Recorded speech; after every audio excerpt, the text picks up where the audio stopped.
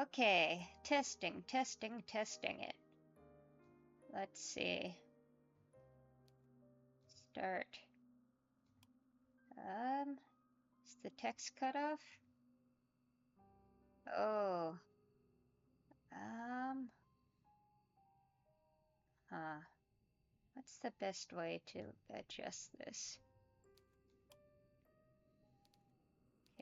Okay, windowed? Okay.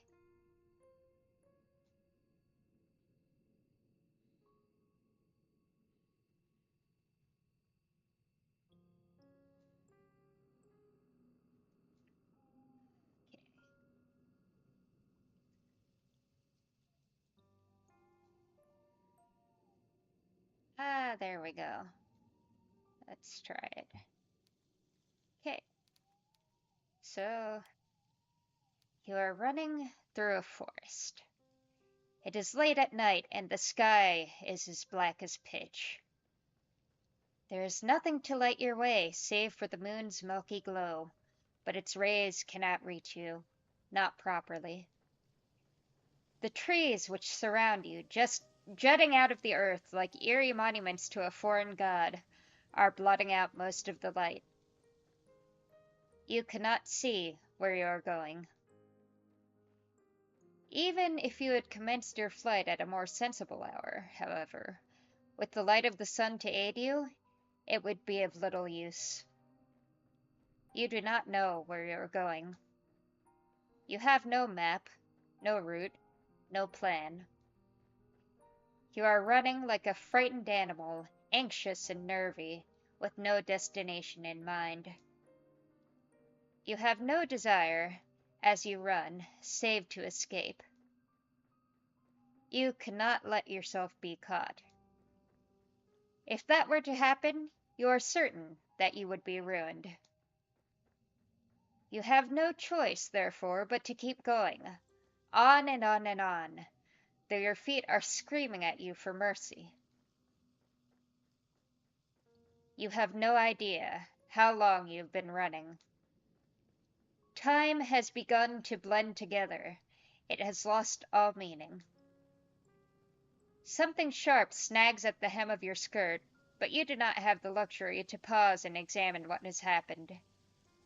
Instead, you tug. Your skirt tears, the sound splitting through the forest, and you stumble forwards with a shocked gasp. You are free, but at what cost? Your skirt has been irrevocably damaged. It might be too late to worry about such trivial matters now, though. If you do not start running again, and soon, she will catch you. Then your life will be over.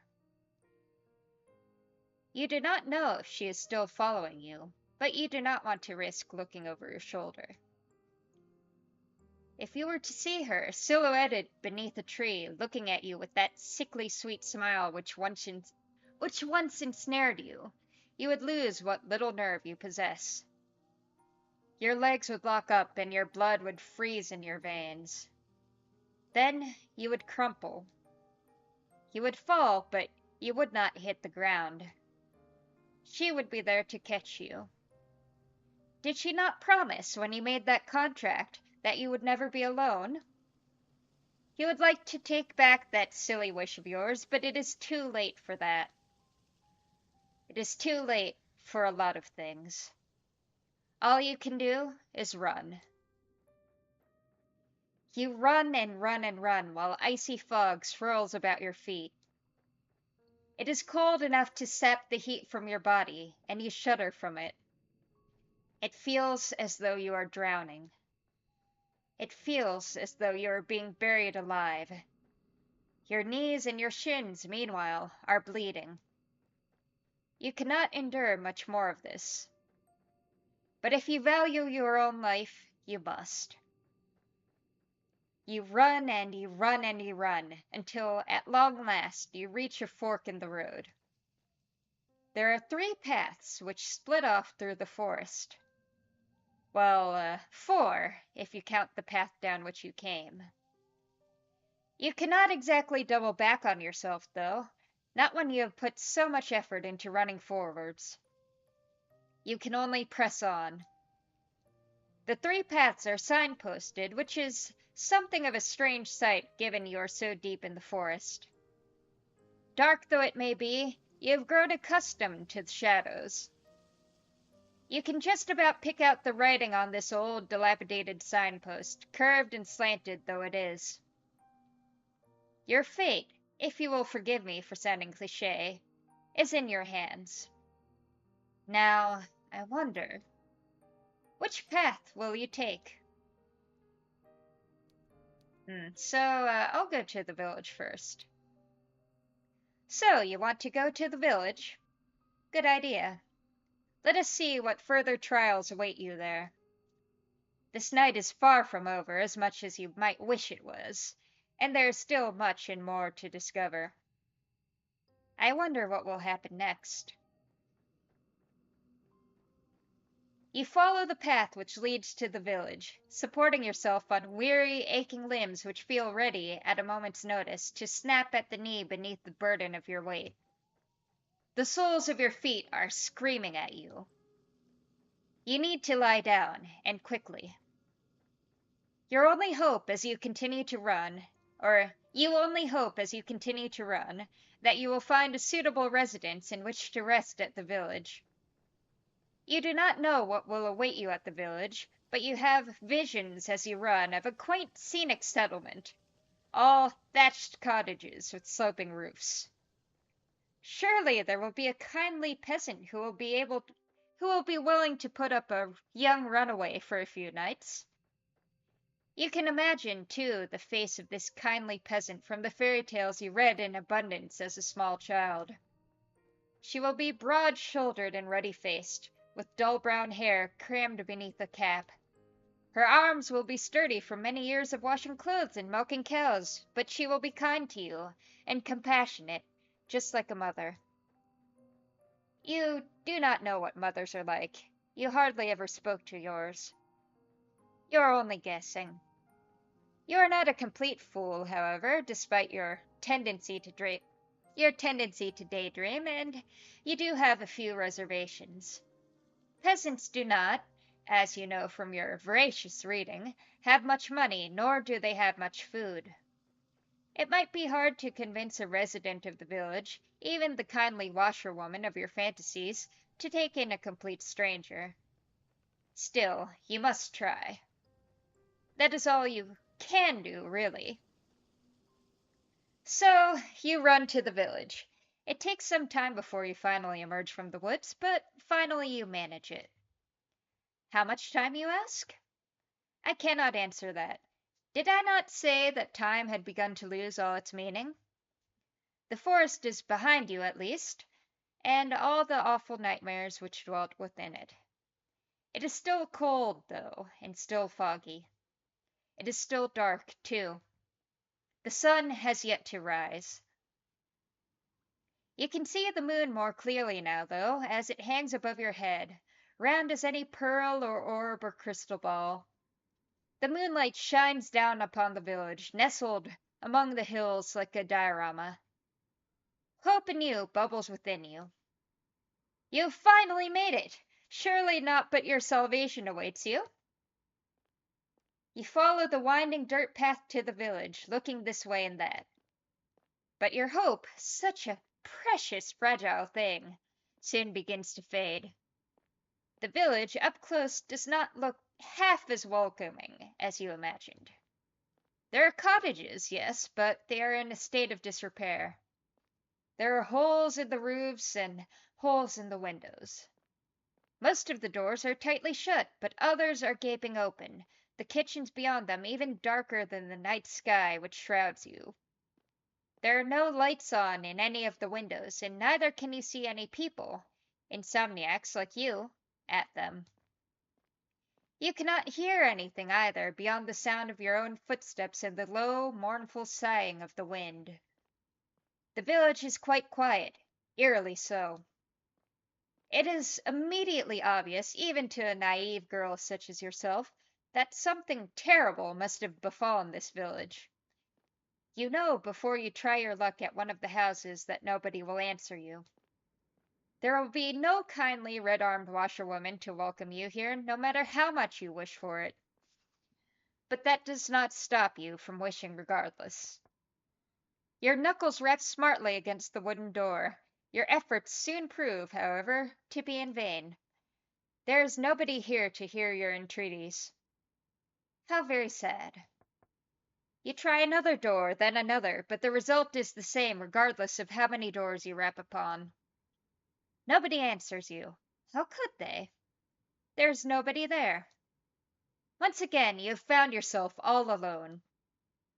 At least you have found some dwellings in which you can rest your weary head. Will you utilize one of these cottages for your purposes? Nobody's here. You might as well. But no, an abandoned cottage is not what you are looking for. You would far rather have companionship, would you not? Bravely, you swallow your tears.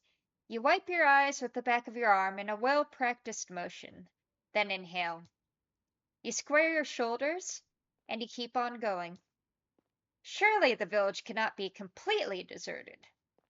There must be one person here at the very least who can help you. That is what you are thinking as you resume your search. You flit from cottage to cottage with precious little to show for your determination until you make yet another discovery. This village, with its squat thatched cottages bathed in the moon's glow, has a church. Well, of course it has a church. The villagers who once dwelt here were not godless heathens, not that their faith did them all that much good in the end. Still, the sight of the church soothes your overtaxed heart. You were so focused on your fantasies of a kindly washerwoman taking you in, you did not pause to entertain the fancy of a kindly nun doing much the same. All hope is not lost. You approach the church, which seems to tower over you despite it being so humble. The church is a small one, but it is stout and sturdy. It must be, for it has withstood centuries, forever standing sentinel on this hill, like a relic from a bygone era. The church does not have any stained glass windows, but it does not need them. Even without more luxurious trappings, the church still exudes an aura of dignified solemnity. The stone building is fringed by a sizable graveyard, one which occupies the rest of the hilltop and some of its sloping sides. The graves, which have been planted by generations of wardens, are hewn from a similar stone to that which the church's walls are made of.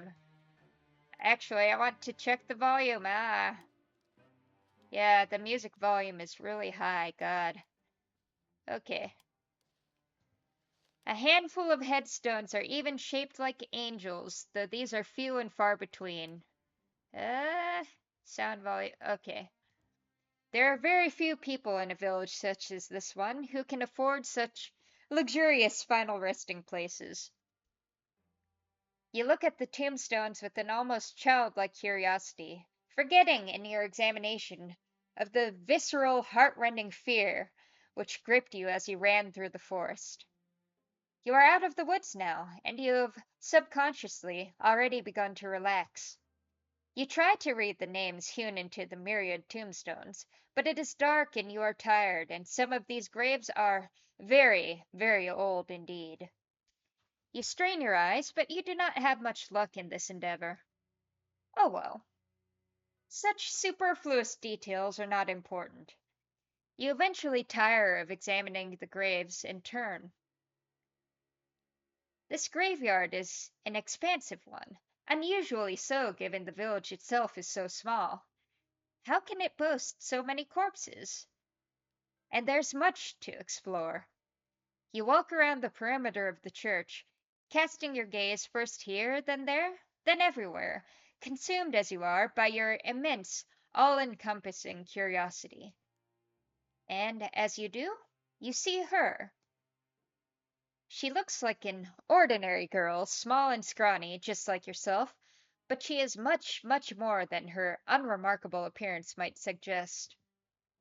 For some moments you observe her, hiding all the while in the shadow cast by the church, like a furtive lizard clinging against a rocky edifice to shroud itself from the sun.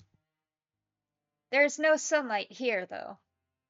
There is only the night sky and the stars and the moon. Beneath the moon's light, a silvery implement the girl is clutching shimmers. It takes you a few moments to see what it is that the girl is clutching in her hands. It is not until you see her manipulate it, its sharp edge biting into the earth, that you understand. It is a shovel. This girl is standing in an isolated corner of the churchyard late at night, and she is digging a grave. Well, you suppose she could always be digging a hole for the sake of it, but her work seems much too precise for this to be the result of mere whimsy. It is hard for you to see her face, given the distance between the pair of you, but her posture is one that speaks of supreme concentration. She moves slowly, mechanically, like a woman on a mission, driving the end of her shovel into the earth over and over. Her motions are regular enough to be repetitive. There is something hypnotic, almost, in the manner in which she attends this task. Should you risk interrupting her? Do you dare? You get the feeling that she would not appreciate it. The shovel in her hands, meanwhile, is rather hefty. If she wished it, she could cause you no small amount of damage with it. Cold, and, cold anxiety makes your skin prickle. You do not know if you should risk speaking to her when she, in her dark cloak with her shovel, looks so very strange. But what do you have left to lose? You have come this far. It would be folly to turn back now.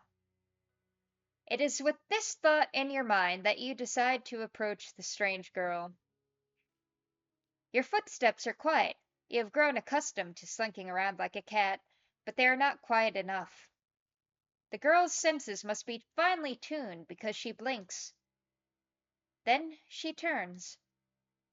Your eyes meet, and once they do, you feel your breath catch in your throat. You did not have a clear view of the girl before, concealed as you were in the shadows, but now that she's looking at you, you can tell that she is pretty. Her skin is very smooth, and her hair, though obscured by a dark hood, is very fair. Her eyes, meanwhile, are a clear, cool blue, like ice. Those eyes of hers, which are large with unease, are fringed with very long, fair eyelashes. She looks as though she has stepped out of the pages of a picture book. She is simply too perfect to belong to this world. Perhaps she is some kind of vision, a waking dream, a hallucination. But no, she is none of those things. The shovel she is clutching in her hands looks solid enough, its pointed tip glittering wickedly in the moonlight. You steel yourself, expecting, perhaps, some sort of outburst. But the tension soon drains from the girl's slender shoulders. Her fingers, which once were gripping the handle of her shovel tightly, relax. Her lips curve upwards at the edges. She is smiling, and what a smile it is! It is transformative. When she smiles, she looks radiant, angelic almost. Hers is a smile that is so suffused with light that your eyes begin to prickle from it. You are so relieved you almost feel as if you could cry. It would not be the first time you have wept during this night, and neither would it be too surprising if you did. You have been through a lot. You must be exhausted. The girl holding the shovel seems to realize this because she bridges the distance between you cautiously, as one might approach a skittish cat. Then she says, in a rough voice which does not match her dainty appearance, "Well, she does live in a rural village. What were you expecting?" Rough voice, huh? "Oh, it's so good to see another person. I was afraid, huh? Oh, it's so good to see another person. I was afraid I was the only person left alive, the only one in the whole world." Now, this is quite the effusive greeting. Her introductory speech is riddled with exclamation marks. She is rather more personable than her apparel would make one suggest. You, a well-bred young lady, cannot help but feel overwhelmed. It is your turn now to be on your guard. Anxiously, you observe the girl with the shovel and you ask her what she means. What happened? Oh, do you not know? There's an awful lot you do not know, so much, in fact, it would fill a whole encyclopedia. No, a whole library. You shake your head, ashamed at your ignorance, and the girl frowns. You mustn't be from around these parts. I guess I should have known. This village is a small one, and everybody knows everybody else. The girl's expression falls. At least they used to, back when there were still people to know. That ain't the case now, though. Not after the plague. There was a plague? That would certainly explain why the village, when you walked through it, was so quiet. Did everybody else succumb to this mysterious illness? That's right. It's just me here now. I've not seen another human being in a long, long time. It gets so lonely here. Now, that is an interesting turn of phrase. It catches inside your head like a burr. Have you heard it before? You do not have much time to ponder this, though, because the girl takes a step towards you. Oh, but where are my manners? They must have gone rusty after being on my own for so long. My apologies, miss. You look like you've come a long way. You said you were a traveler, yes? And your hands are very cold, just like ice. Would you like to come inside, maybe have something warm to eat and to drink? My home's small, I'm afraid, and my food ain't nothing fancy, but I'd be more than willing to share. It's not every day another girl steps by, especially not one as pretty as yourself. I'm feeling very blessed. That's enough of a test, I think.